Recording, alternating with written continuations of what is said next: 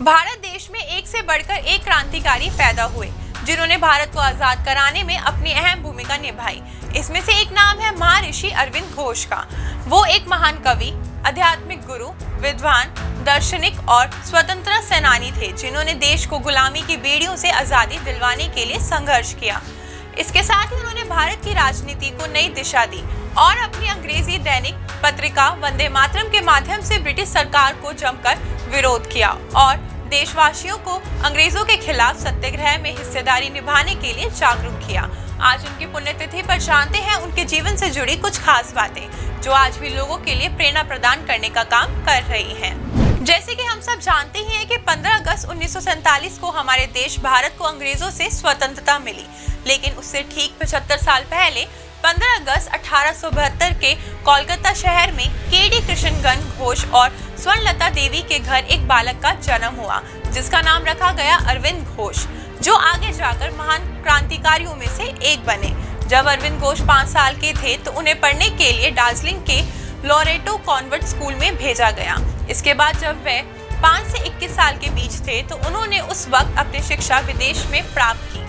उन्होंने 18 साल की उम्र में कैम्ब्रिज विश्वविद्यालय से दर्शन शास्त्र की पढ़ाई की। अपने पिता की इच्छा का मान रखते हुए अरविंद घोष ने कैम्ब्रिज में रहते हुए न सिर्फ ICS के लिए आवेदन किया बल्कि 1890 में भारतीय सिविल सेवा परीक्षा उत्तीर्ण भी कर ली, लेकिन वह घुड़सवारी के जरूरी इम्तिहान में पास नहीं हो पाए।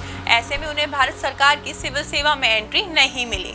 इसके बाद स्वदेश आने पर उनके विचारों से प्रभावित होकर गायकवाड़ नरेश ने उन्हें बड़ौदा में अपनी निजी सचिव के पद पर नियुक्त किया। यहीं से वह कोलकाता आए और फिर महर्षि अरविंद आजादी के आंदोलन में कूद पड़े। उनके भाई बारिन ने उन्हें भागा जतिन बनर्जी और सुंदरनाथ टैगोर जैसे क्रांतिकारियों से मिलवाया। इसके बाद वह 1902 में अहमदाबाद के कांग्रेस स्थल में बाल गंगाधर तिलक से मिले और बाल गंगाधर से प्रभावित होकर स्वतंत्रता संघर्ष में जुड़ गए। साल 1906 में बंग भंग आंदोलन के दौरान महर्षि ने बड़ौदा से कोलकाता की तरफ कदम बढ़ाए और इसी दौरान उन्होंने अपनी नौकरी से त्यागपत्र दे दिया। नौकरी छोड़ने के बाद उन्होंने वंदे मातरम साप्ताहिक के सह संपादन के रूप में अपना काम प्रारंभ किया। यहाँ से उन्होंने ब्रिटिश सरकार के अन्याय के खिलाफ अपनी आवाज बुलंद करते हुए जोरदार आलोचना की। ब्रिटिश सरकार के खिलाफ लिखने पर उन पर मुकदमा दर्ज किया गया, लेकिन वह छूट गए। हालांकि इसके बाद 1905 में हुए बंगाल विभाजन के बाद हुई क्रांतिकारी आंदोलन में इनका नाम जोड़ा गया और 1908-1909 में उन पर अलीपुर बम कांड मामले में राजद्रोह का मुकदमा चला। मुकदमा चलने के बाद उन्हें जेल में डाला गया और अलीपुर जेल में उन्हें रखा गया। यहाँ से उनका जीवन पूरी तरह बदला और वह यहाँ साधना और तप करने लगे। महर्षि यहाँ गीता पढ़ा करते और भगवान श्री कृष्ण की आराधना करते थे। कहा जाता है कि उन्हें अलीपुर जेल में ही भगवान कृष्ण के दर्शन हुए। वहीं जब वे जेल से बाहर आए तो आंदोलन से नहीं जुड़े और 1910 में पुडुचेरी चले गए और यहाँ उन्होंने योग द्वारा सिद्धि प्राप्त की। यहाँ उन्होंने अरविंद आश्रम की स्थापना की थी और काशी विहानी नामक रचना की। महर्षि अरविंद एक महान योगी थे। उन्होंने योग साधन पर कई मौलिक ग्रंथ लिखे। वहीं कहा जाता है कि निधन के 4 दिन तक उनके पार्थिव शरीर में दिव्य आभा बनी रही, जिसकी वजह से उनका अंतिम संस्कार नहीं किया गया और 9 दिसंबर 1950 को उन्हें आश्रम में ही समाधि दी गई।